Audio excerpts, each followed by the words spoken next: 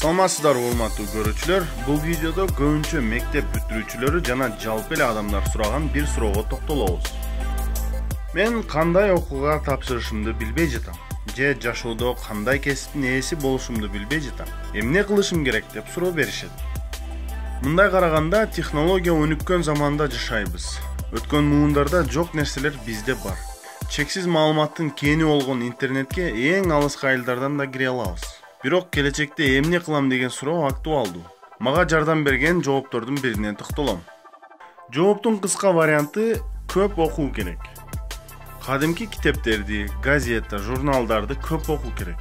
Окуганда жанрларды аралаш окуу керек. Эгер адабий китеп окуп жатсаңыз, кийинкиси жашоого машыгуу жөнүндө болушу мүмкүн. Биографиялык китептер аябай кызыктуу. Кыскасы, китеп окуу сизди зериктирбегендей жана баалуу маалыматты бергидей болуш керек. Бул өтө жөнөкөй жол катары сезилиши мүмкүн, бирок андай эмес. Кантип эле китеп окуу менин жашоодо кайсы жолго түшүшүмдү чечет деп сурашыңыз мүмкүн. Китеп окуганда айланаңыздын тарыхын, инсандарын, жашоо стилин жана кылган ишин изилдей аласыз. Кандай китеп окуңуз, ичиндеги маалымат сизге дайым жаңы чөйрөлөрдү, ар кандай кесипке ээ кишилердин жашоосун тартуулайт.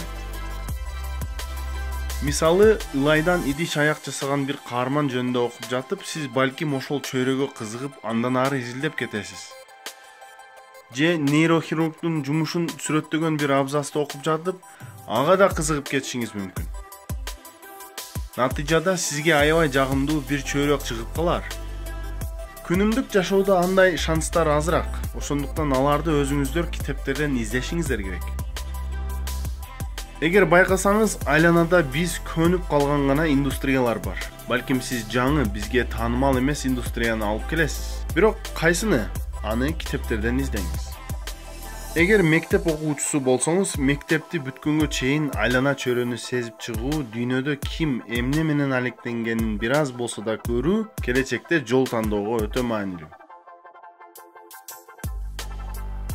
Тилекке каршы жаш кезибизде китеп окуу биздин келечектеги тандообузга чоң салым кошорун жакшы түшүнбөйбүз. Ошондуктан эгер ата-эне болсоңуз, балдарыңызга китеп окууга түрткү берип турушуңуз керек. Азыр өзүңүздөн сурап көрүңүз. Акыркы жолу качан балаңыздан китепканадан кайсы китепти алып окудуң деп сурадыңыз эле? Же акыркы жолу качан үйгө китеп сатып алып келдиңиз эле? Ата-энелерге кайрылат элем, баланын алдына дайым китеп таштап туруңуз. Баштап баланын китеп окуу адатынын калыптанышына сиз жоопкердүүсүз.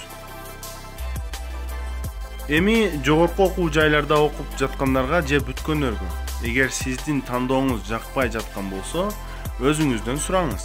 Мен ал чөйрөнүн бар жагын көрдүмбү? Балким сизге жаккан жагын али көрө элексиз. Эгер чынында баары жагын карап, изилдеген соң да жакпай турса, анда сиз да айлана чөйрөнү изилдеп баштаңыз. Бул универсалдуу жооп эмес, болгону жардам катары айтылган жеке ой. Бул видеону досторуңуз менен бөлүшүңүз. Эгер жазыла элек болсоңуз, биздин каналга жазылыңыз. Биз WhatsApp аркылуу англис тилин жана Америка акцентин үйрөтөбүз. Кененирээк маалыматты видеонун ылдый жагындагы шилтемеден алсаңыз болот.